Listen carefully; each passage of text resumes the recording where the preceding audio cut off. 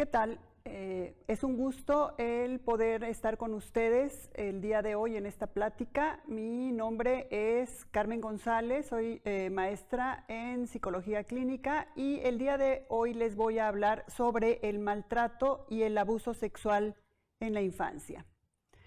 Y para comenzar, vamos a ver qué es el maltrato infantil. Hay varias definiciones que se han ido modificando de acuerdo a las investigaciones, pero es en realidad el uso de la fuerza física no accidental dirigida hacia un menor con la idea de lesionar, herir o lesionar intencionalmente por parte de sus cuidadores. En esto se incluye la negligencia y aspectos psicológicos. También son actos de perpetración u omisión que tienen lugar en donde el menor está siendo cuidado. Todo este acto de omisión está encaminado a hacer daño aún sin esta intención, pero perjudica el desarrollo normal del menor. Los menores de edad que enfrentan y sufren ocasional o habitualmente violencia física o emocional o ambas, pues tendrán en su infancia y más adelante la adolescencia y adultez problemas en el desarrollo. Y vamos a ver un poco lo que es historia del maltrato infantil. Solo voy a dar algunos pequeños datos porque nos encontramos esta parte del maltrato infantil a lo largo de toda la historia. En la mitología griega vemos cómo Saturno devoraba a su hijo. Ya en la Biblia también encontramos la matanza de los inocentes. En los 400 años antes de Cristo, Aristóteles decía que un hijo o un esclavo son una propiedad. Y en la antigua Grecia, las niñas eran sacrificadas. Los niños eran conservados, pero las niñas eran sacrificadas. En nuestro México, bueno, pues en el Código Mendocino encontramos cómo se castigaba a los niños pinchándoles con agujas de maguey, con púas de maguey, los hacían aspirar humo de chile para castigos o dejarlos sin comer, inclusive los quemaban, o sea, les hacían quemaduras en el cuerpo. El rey de Suecia sacrificó a 9 de sus 10 hijos para con la intención de prolongar su vida. Y el infanticidio, más adelante lo vemos, con el fin, o sale esta palabra de infanticidio, con el fin de eliminar a los niños con defectos físicos, como por ejemplo el nazismo para la pureza de la raza o en China por el control de la natalidad. Y voy a mencionar un caso que es emblemático, el caso Mary Helen, que surge en 1894 en Nueva York. ¿Qué pasa con este caso de Mary Helen? Fue una niña que vivió mucha violencia por parte de su madre, su cuidadora, y la tenía amarrada, la tenía con castigos físicos, la dejaba sin comer, y se daban cuenta algunos de los vecinos por los gritos y por lo que pasaba en esa casa, hasta que una de las personas decide hablar y se acerca con una mujer que ella puso la Asociación Protectora de Animales. Fue la primera asociación protectora de animales antes de que existiera la protección contra los menores. Entonces esto se lleva a juicio y a través de la ley de la protección contra los animales es cómo se puede hacer una ley de protección contra el maltrato infantil. Y vamos a ver un poco de estadísticas del maltrato infantil porque son fuertes. El 62% de los menores en México han sufrido algún tipo de maltrato. 6 de cada 10 niños y niñas y adolescentes entre 2 y 17 años son víctimas de maltrato dentro del hogar. En el 2021 se reportaron alrededor de 17,000 niñas, niños y adolescentes desaparecidos.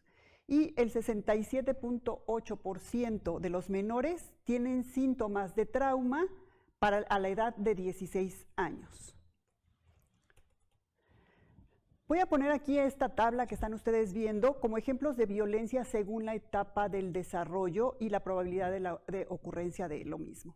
Entre los 0 y los 11 años hay descuido, hay omisiones y castigos corporales. Entre los 6 y 17 años hay mucho más tipo de hostigamientos, intimidaciones y acoso. Y algo que es sumamente grave y que lo podemos ver en la tabla es que a partir de los 0 años, o sea, cuando son bebés recién nacidos, estaría hablando de 3, 4, 5 meses, hasta los 18 años menos un día, que a esto se considera ser menor de edad, hay violencia sexual. Violencia sexual desde que son bebés hasta toda la parte de la niñez, la adolescencia y la adolescencia ya tardía. Entre los 6 y los 18 años hay robo de pertenencias. Entre 6 y 17 años vemos muy seguido el matrimonio infantil. Y entre los 6 y 18 años pues vemos una gran parte de homicidios. Hay otra forma de maltrato infantil que es muy peculiar, no es tan común, pero se da, que se llama el síndrome de Munchausen. Este síndrome es cuando normalmente la madre o cuidadora, también se da en padres o cuidadores, pero generalmente son mujeres, que mantienen a su hija o a su hijo en una enfermedad, una condición de enfermedad donde les dan medicamentos diciéndoles que están enfermos. Lo que hacen es mantener a estos niños o niñas enfermos con la única intención de no quedarse solos. Entonces, mantengo enfermo a ese niño o a esa niña porque no estoy dispuesta a quedarme sola en mi vida. Ese se llama síndrome de Munchausen. Vamos a ver las repercusiones del maltrato infantil. Hay mucha vergüenza, miedo y culpa en el maltrato infantil. Existe mucha confusión en todo lo que es la parte emocional y cognitiva.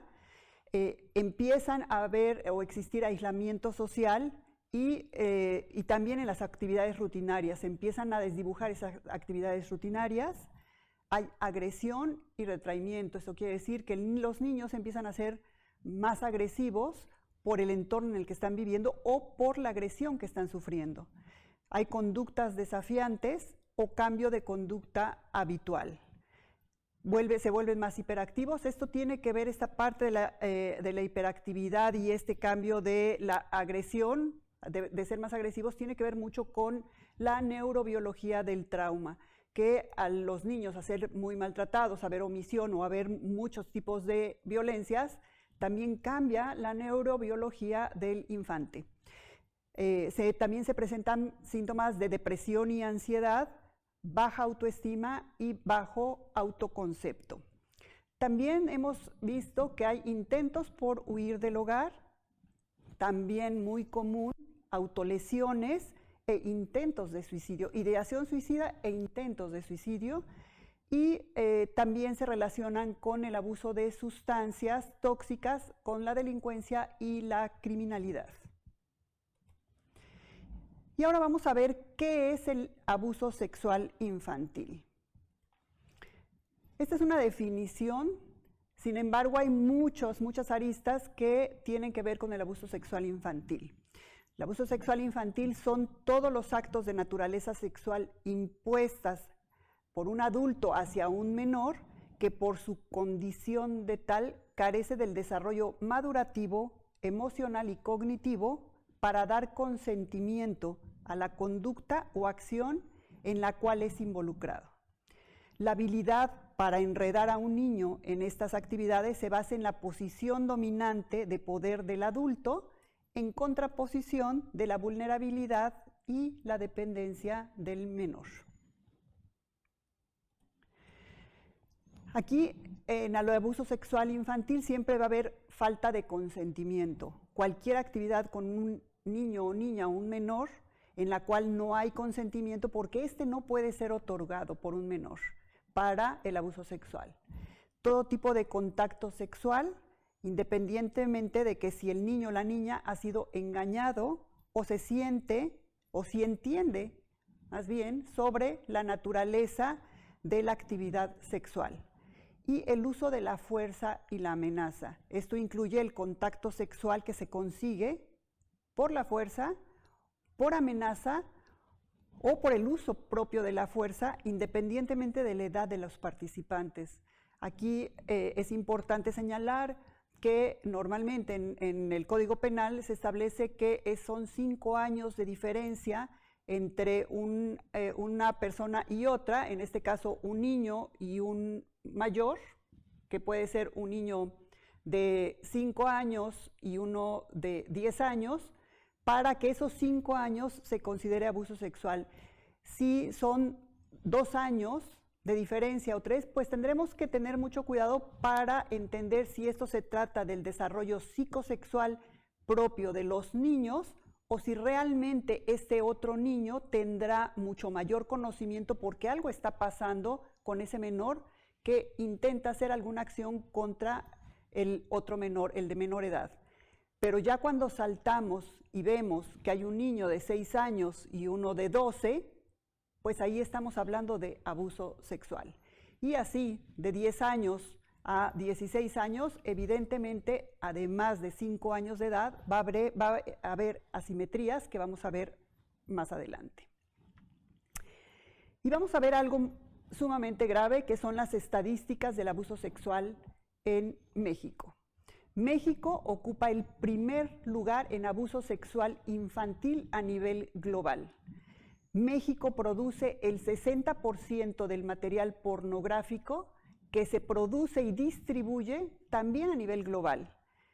México ocupa uno de los primeros lugares a nivel mundial en lo que se llama el turismo sexual infantil, que ahora le están cambiando un poco el nombre de turismo sexual infantil, pero finalmente es la intención de gente que viene de otros países o del mismo país a lugares de recreo para tener sexo con menores de edad.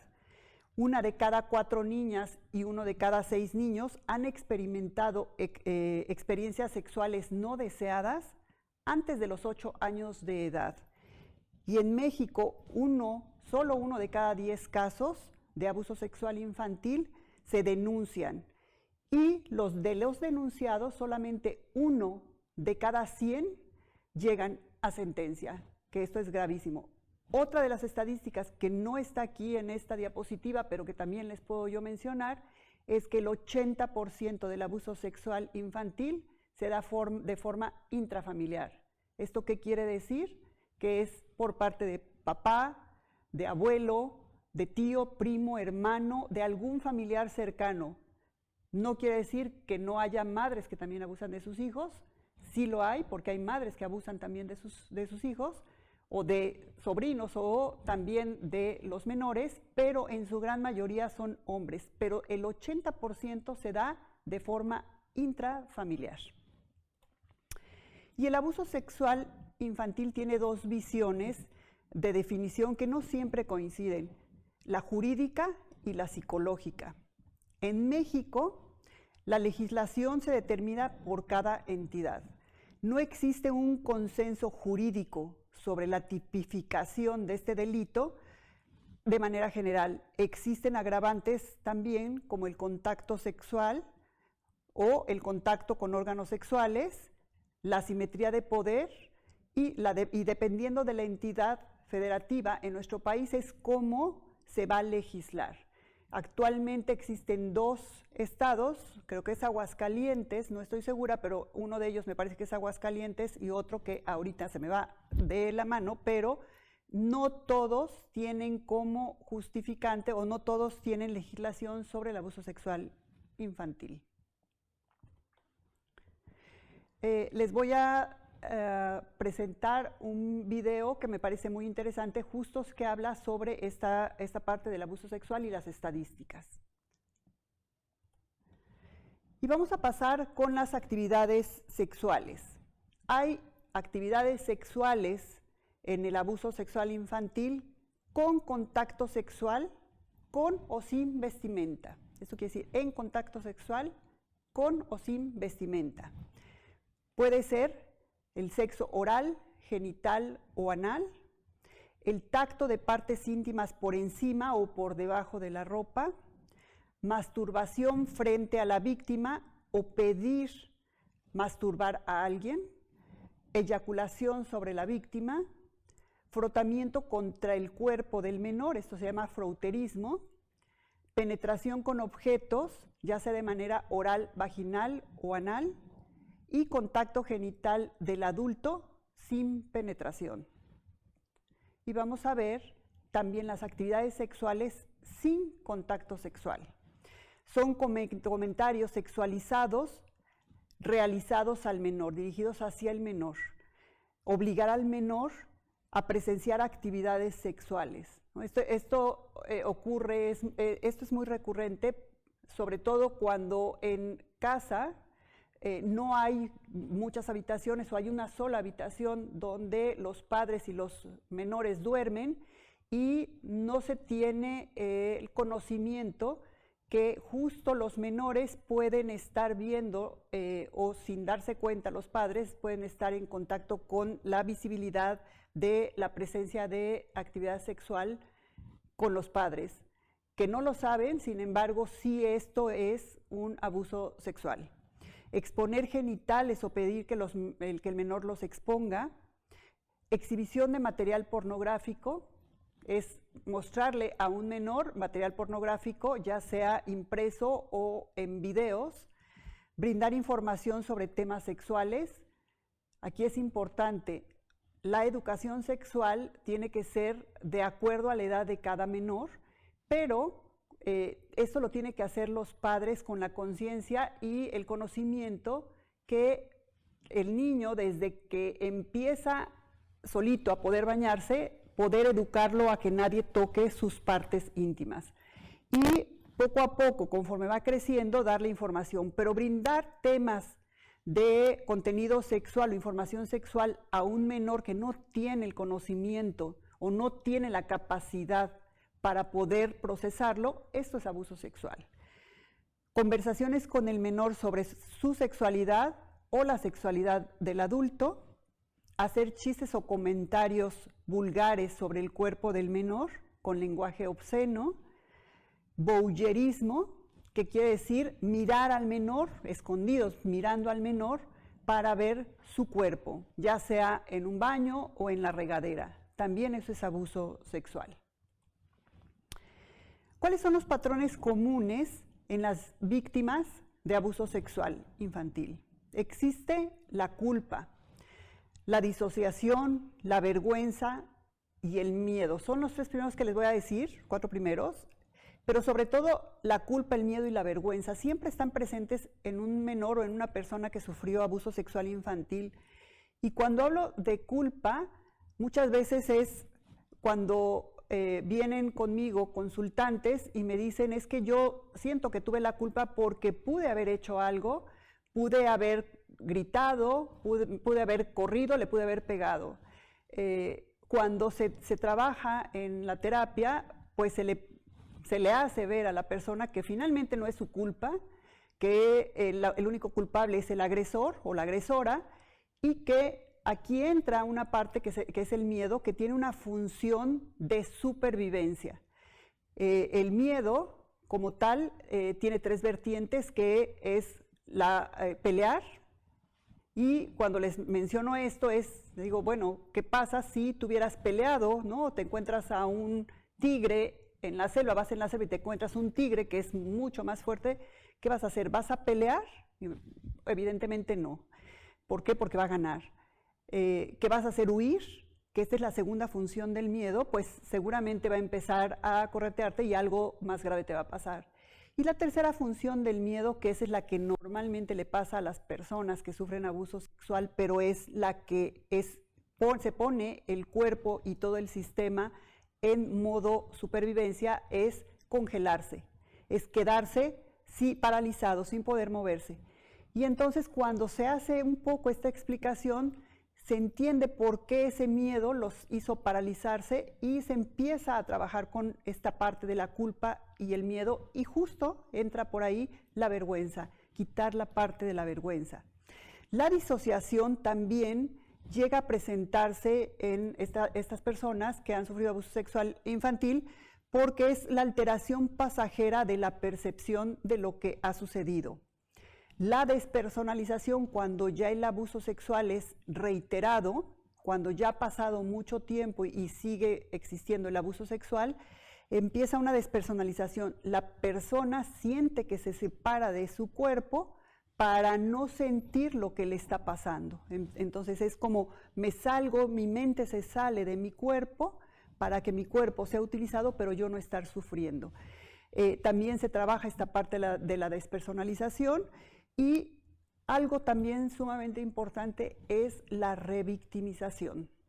Desde el momento que la persona o el menor empieza a hablar, que pueden pasar mucho tiempo o años antes de que pueda hablar sobre el abuso sexual o sobre lo que le ha sucedido, lo que normalmente hacen los cuidadores o los padres es preguntar, ¿y qué pasó?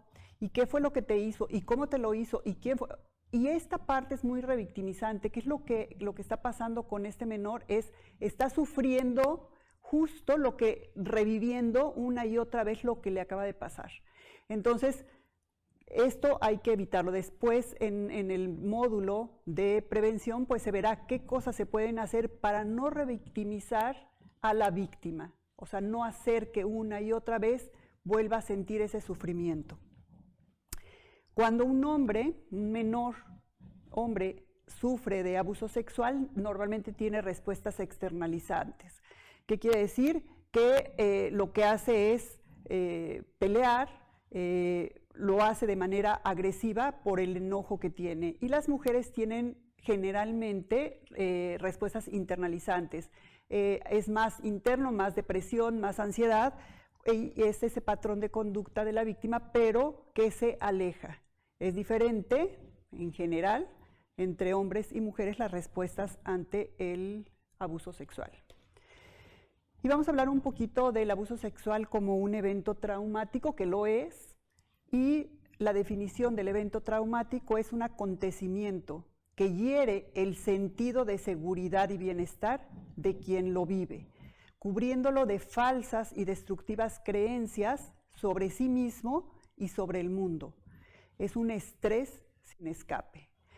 ¿Por qué? Porque abruma todos los mecanismos de afrontamiento que puede tener la persona. Empiezan síntomas psicológicos y fisiológicos. Y aquí en esta parte de la fisiología, como les mencionaba, empieza toda la parte del cambio de las estructuras subcorticales, empieza toda la parte de la neurobiología del trauma, cambia tanto que los niños empiezan, si son muy menores, inclusive dejan de hablar, tienen hiperactividad, pero como mecanismos de defensa, pero también como esta parte de la neurobiología que hace daño tan directamente al menor. Altera la memoria, la percepción, las emociones y la fisiología. Y ahora vamos a pasar un poco con las manifestaciones negativas en los menores que han sufrido abuso sexual. En la parte emocional hay confusión, tristeza, irritabilidad, miedo, mucha ira, mucho enojo, culpa, vergüenza, ya lo hablamos, baja autoestima, trastornos del sueño, existe mucho trastorno del sueño, y trastornos de ansiedad y trastorno de estrés postraumático. En la parte de la social hay dificultades en el apego, déficit de habilidades sociales, aislamiento social, desconfianza hacia la persona del otro sexo, evidentemente quien le va a temer justo a la persona o el sexo que le hizo daño. Se expresan de forma agresiva, empiezan a alejarse de sus cuidadores y dificultad en las relaciones interpersonales. Y en las conductuales, pues vemos normalmente ya cuando van creciendo conductas autolesivas, ¿no? Es muy común ver, ¿no?, esta parte del cutting o estas conductas autolesivas de muchas maneras, con rasguñarse, con cortarse, con quemarse, inclusive llegando, ¿no?, a esta parte de los pensamientos suicidas, fugas del hogar, problemas escolares, ya vimos trastornos del sueño también, conductas hipersexualizadas. Esto es muy común en los menores de edad, sobre todo en las niñas menores de edad, aunque también se ve en los niños, que su conducta empieza a ser muy sexualizada porque han tenido varios eventos de abuso que se empiezan a relacionar de una manera muy sexualizada y entonces se hipersexualizan los menores. Llegan a tener conductas suicidas, somatizaciones, esto quiere decir que empiezan a todas las emociones que no han podido salir, el cuerpo a hablar por ellos. Y la hipervigilancia, hemos visto a niños que están totalmente hipervigilantes a todo lo que sucede, no pueden dormir, están todo el tiempo con esta hipervigilancia, con el miedo de que justo el agresor se vaya a acercar. Y también en su día a día, no nada más durante la noche. Y vamos a hablar algo importantísimo que es las formas de asimetría o abuso de poder. Y en el abuso sexual infantil es importante, ya lo mencionaba, que nunca puede existir el consentimiento. El menor no está capacitado para dar el consentimiento. Y aquí existen tres asimetrías, que es la asimetría de poder, la asimetría de conocimiento y la asimetría de gratificación. Y cuando hablamos de asimetría de poder, estamos hablando de la diferencia de edad que puede existir entre uno y otro. Los roles, ¿no? Papá, abuelo, tío, cuidador, es el rol de poder hacia el menor.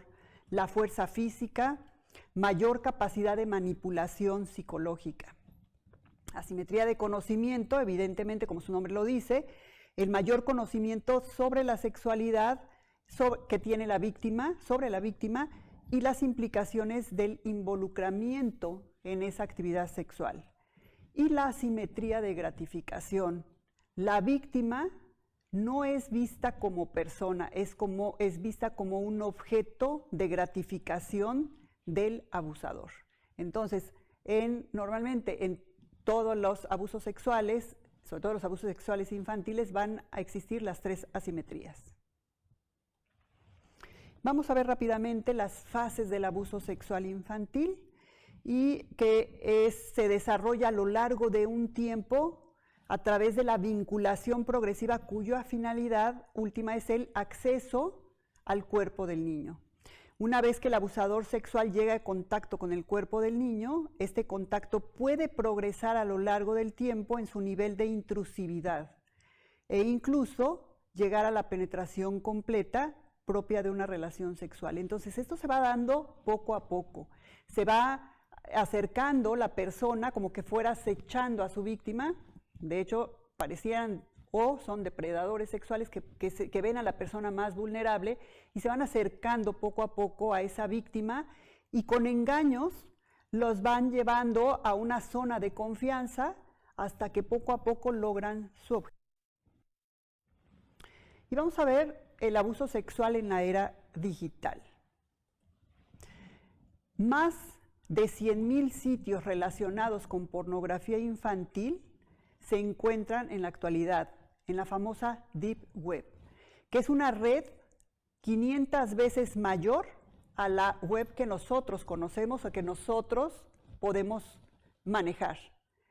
Y en esa Deep Web, bueno, justo se encuentran todos los perpetradores, o la mayoría de los perpetradores. La UNICEF estima que en cada momento en la Deep Web se encuentran 750,000 pederastas, en todo momento. Y hablemos un poquito del grooming. El grooming es un agresor que se hace pasar por un menor. Esto hay que tener mucho cuidado con nuestros menores porque es muy fácil hoy en día que tengan un aparato electrónico, un celular, una tablet, una computadora y sin darse cuenta pueden caer en este juego perverso que tienen las personas que se hacen pasar por menores de edad para conseguir datos privados o imágenes de contenido erótico del menor. La UNICEF también ha estimado que un acosador tarda 12 minutos para hacer que un menor que está frente a él en un dispositivo se quite la ropa y tome fotografías con contenido sexualizado. ¿Cómo actúan los groomers en línea? Eligen a sus víctimas a través de las redes sociales normalmente. Después crean un perfil falso, pareciendo que son menores o que son amigos, o los enamoran poco a poco y manipulan, y los van manipulando. Piden intercambio de fotografías hasta llegar a esas fotografías o videos con contenido sexual. Una vez que tienen las imágenes o los videos, revelan su identidad y comienzan a amenazar al menor con hacer público, el menor o la menor, con hacer público ese contenido si no acceden a tener un encuentro presencial, un encuentro físico. Y esto puede llevar a 1000 cosas que podemos pensar, desde una desaparición hasta el abuso y la trata de personas, sobre todo la trata de menores, que sabemos que en nuestro país también es una estadística que no la tengo aquí apuntada, pero ahora se las menciono. En México es uno de los países con mayor trata de infantil a nivel global. Hablemos un poquito del ciberacoso y ciberbullying. El ciberacoso es que el agresor hostiga al individuo mediante las redes, mostrándole fotografías, videos con contenido sexual. Está la presencia de un adulto y de un menor. Y el ciberbullying es la forma de burlarse de otro y exponer a burlas, humillaciones a través de celulares o de las redes sociales, y a veces generalmente se hace el ciberbullying con menores. Esto pasa mucho y lo hemos visto en las escuelas. No necesariamente es de contenido sexual, pero las imágenes pueden llegar a manos de pederastas, y ahí se convierten esas imágenes en contenido para sitios pornográficos. Entonces, si bien esas imágenes que entre dos menores o varios menores suben en las escuelas, y que hemos visto casos terribles de esto, pues esas imágenes también pueden llegar a pederastas y utilizarlos para sitios pornográficos. Aquí les voy a dejar un video para que ustedes vean justo de qué se trata esta parte del ciberacoso. ¿Cómo podemos prevenir el abuso sexual cibernético? Primero, es respetar el cuerpo e intimidad de los menores o de nuestros adolescentes. Saber que la amistad implica una relación directa, y esto es hablarlo con los hijos, es decir, que los hijos sepan que tienen que respetar su cuerpo y su intimidad, que la amistad implica no tener 100,000 amigos en las redes sociales, porque eso sucede mucho. Cuando uno le pregunta a un menor cuántos amigos tienen y nos dicen que tienen muchos amigos a través de los videojuegos o de las redes sociales, pues decirles que la amistad es una relación directa. Los amigos, también decirles que los amigos o las amigas no ponen en riesgo a nadie ni a ellos mismos. Es importante hacerles ver que no deben de tener citas solitarias o a escondidas, porque eso los puede poner en riesgo. No dar información personal a desconocidos, ya sea direcciones, horarios, nombres de escuela, teléfonos, todo, porque sabemos que ahora a través de los videojuegos es muy fácil que se conecten con gente de cualquier lugar, ya sea en México o de manera internacional, y justo ahí es donde corren mucho peligro. Ante la mínima molestia en las redes sociales, enseñarles a que deben de comunicarlo, porque es la manera de poder prevenirlo.